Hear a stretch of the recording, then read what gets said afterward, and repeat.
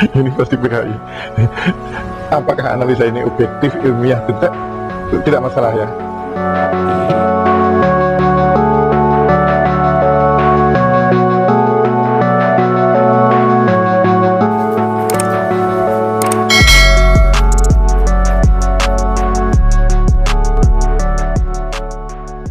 Sejarah yang hilang pasca 1 Oktober 1965. Pembantaian PKI 1965-1966 yang menjadi korban adalah orang-orang yang menjadi bagian dari Partai Komunis Indonesia serta orang-orang yang dituduh sebagai komunis. Meskipun banyak spekulasi menyebut dalang dibalik pembantaian massal itu sampai sekarang masih belum dirilis secara resmi. Pembantaian di Indonesia 1965-1966 adalah peristiwa pembantaian terhadap orang-orang yang dituduh komunis di Indonesia pada masa setelah terjadinya gerakan 30 September.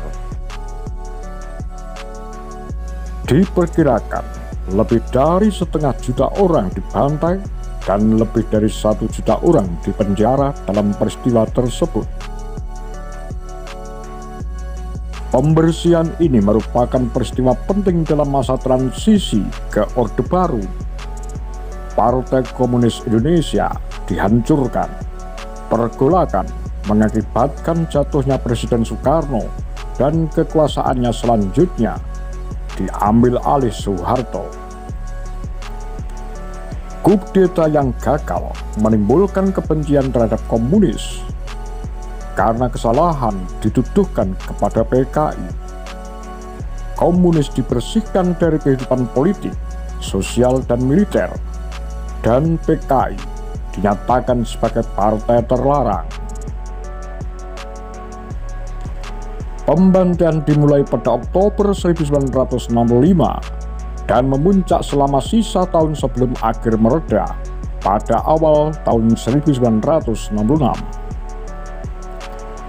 Pembersihan dimulai dari ibu kota Jakarta yang kemudian menyebar ke Jawa Tengah, Jawa Timur, dan Bali.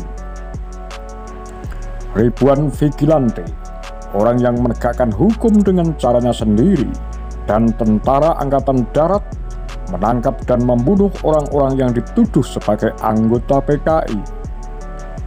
Meskipun pembantaian terjadi di seluruh Indonesia, namun pembantaian terburuk terjadi di benteng-benteng PKI di Jawa Tengah, Jawa Timur, dan Bali, serta Sumatera Utara. Pembantaian ini hampir tidak pernah disebutkan dalam buku sejarah Indonesia dan hanya memperoleh sedikit perhatian dari orang Indonesia maupun warga internasional. Partai Komunis Indonesia (PKI) merupakan partai komunis terbesar ketiga di dunia. Dukungan terhadap Presiden Soekarno bergantung pada koalisi Nasakom antara militer, kelompok agama, dan komunis. Perkembangan pengaruh dan kemilitan PKI serta dukungan Soekarno terhadap partai tersebut menumbuhkan kekhawatiran pada kelompok muslim dan militer. Ketegangan mulai menyelimuti perpolitikan Indonesia pada awal dan pertengahan tahun 1960-an. Upaya PKI untuk mempercepat reformasi tanah, menggusarkan tuan-tuan tanah, dan mengancam posisi sosial para kiai. Pada sore tanggal 30 September dan 1 Oktober 1965, 6 jenderal dibunuh oleh kelompok yang menyebut diri mereka Gerakan 30 September. Maka pemimpin-pemimpin utama militer Indonesia tewas atau hilang, sehingga Soeharto mengambil kekuasaan angkatan bersenjata. Pada 2 Oktober, Soeharto mengendalikan ibu kota dan mengumumkan bahwa upaya kudeta telah gagal. Angkatan bersenjata menuduh PKI sebagai dalang peristiwa tersebut. Pada tanggal 5 Oktober, jenderal-jenderal yang tewas dimakamkan. Propaganda militer mulai disebarkan dan menyerukan pembersihan di seluruh negeri. Propaganda ini berhasil meyakinkan orang-orang Indonesia dan pemerhati internasional bahwa dalang dari semua peristiwa ini adalah PKI. Penyangkalan PKI sama sekali tidak berpengaruh, maka ketegangan dan kebencian yang terpendam selama bertahun-tahun pun meledak. Pemimpin-pemimpin militer yang diduga sebagai simpatisan PKI dicabut jabatannya. Majelis Permusyawaratan Rakyat dan Kabinet dibersihkan dari pendukung-pendukung Soekarno. Pemimpin-pemimpin PKI segera ditangkap, bahkan beberapa dihukum mati. Petinggi angkatan bersenjata menyelenggarakan demonstrasi di Jakarta pada 8 Oktober 1965. Markas PKI Jakarta pun dibakar. Pembersihan dimulai pada Oktober 1965 di Jakarta, yang selanjutnya menyebar ke Jawa Tengah, Jawa Timur, dan Bali. Pembantaian dalam skala kecil dilancarkan di sebagian daerah di pulau-pulau lainnya, terutama Sumatera. Pembantaian terburuk meletus di Jawa Tengah dan Jawa Timur. Korban jiwa berjatuhan. Korban jiwa juga dilaporkan berjatuhan di Sumatera Utara dan Bali. Petinggi-petinggi PKI diburu, ditangkap. Petinggi PKI Nyoto ditembak pada 6 November. Ketua PKI di Nusantara Aidit pada 22 November. Dan Wakil Ketua PKI M.H. Lukman segera sesudahnya. Kebencian terhadap komunis dikobarkan oleh Angkatan Darat, sehingga banyak penduduk Indonesia yang ikut serta dalam pembantaian ini. Peran Angkatan Darat dan peristiwa ini tidak pernah diterangkan secara jelas. Di beberapa tempat, Angkatan bersenjata melatih dan menyediakan senjata kepada milisi-milisi lokal. Di tempat lain, para vigilante mendahului Angkatan bersenjata, meskipun pada umumnya pembantaian tidak berlangsung sebelum tentara mengenakan sanksi kekerasan. Beberapa cabang PKI melancarkan perlawanan dan pembunuhan balasan, tetapi sebagian besar sama sekali tidak mampu melawan. Tidak semua korban merupakan anggota PKI. Seringkali cap PKI diterapkan pada tokoh-tokoh Partai Nasional Indonesia yang beraliran kiri. Dalam kasus-kasus lainnya, para korban merupakan orang-orang yang hanya dituduh atau diduga komunis. Warga keturunan Tionghoa juga turut menjadi korban. Beberapa dari mereka dibunuh dan harta benda mereka dijarah. Di Kalimantan Barat, sekitar 18 bulan setelah pembantaian di Jawa, orang-orang Dayak mengusir 45.000 warga keturunan Tionghoa dari wilayah pedesaan. Ratusan hingga ribuan di antara mereka tewas dibantai. Metode pembantaian meliputi penembakan atau pemenggalan dengan menggunakan pedang samurai. Mayat-mayat dilempar ke sungai, hingga pejabat-pejabat mengeluh karena sungai yang mengalir ke Surabaya tersumbat oleh jenazah. Di wilayah Kediri, gerakan pemuda Ansor Nahdlatul Ulama menyuruh orang-orang komunis berbaris. Mereka lalu menggorok leher orang-orang tersebut dan jenazah korban dibuang ke sungai.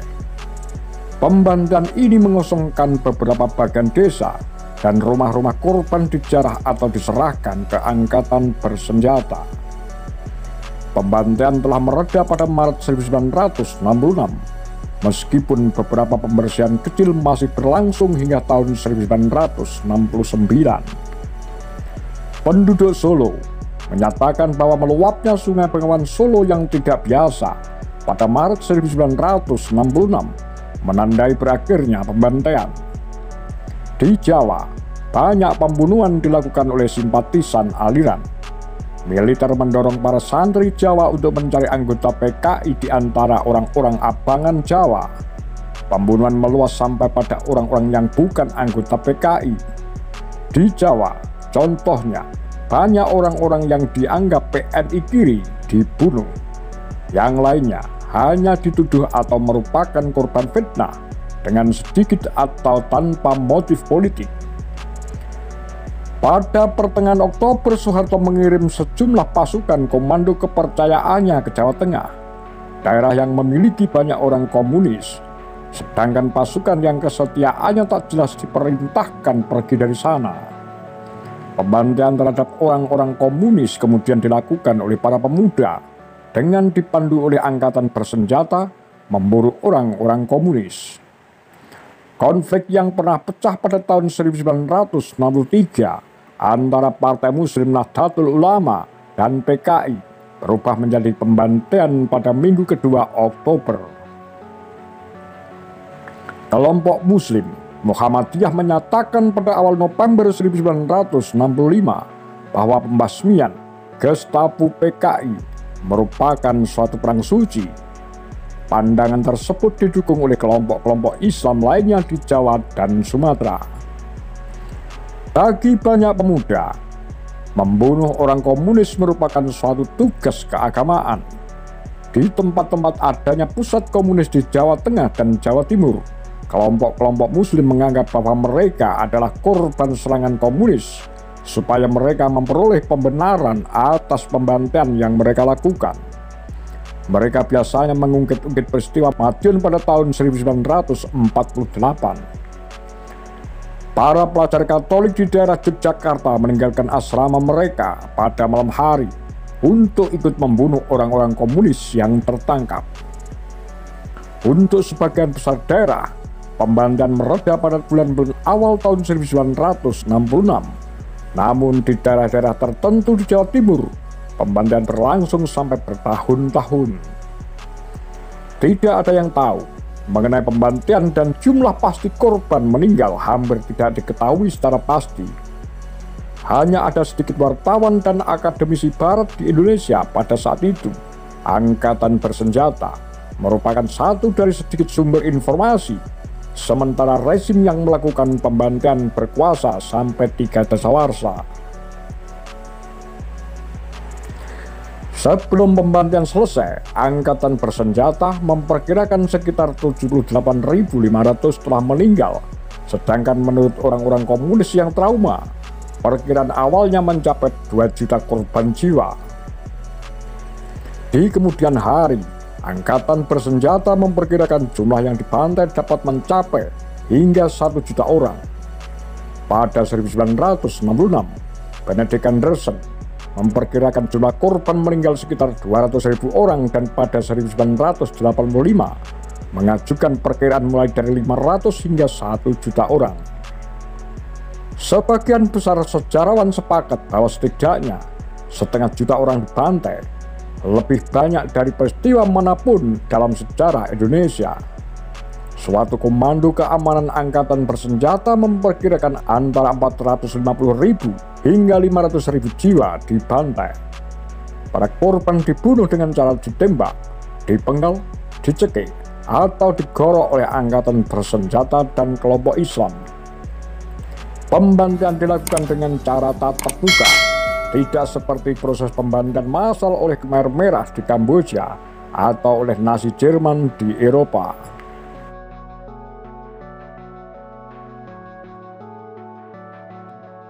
Apa pandangan Anda? Demikian kura-kura Pagar Lambe Sundel.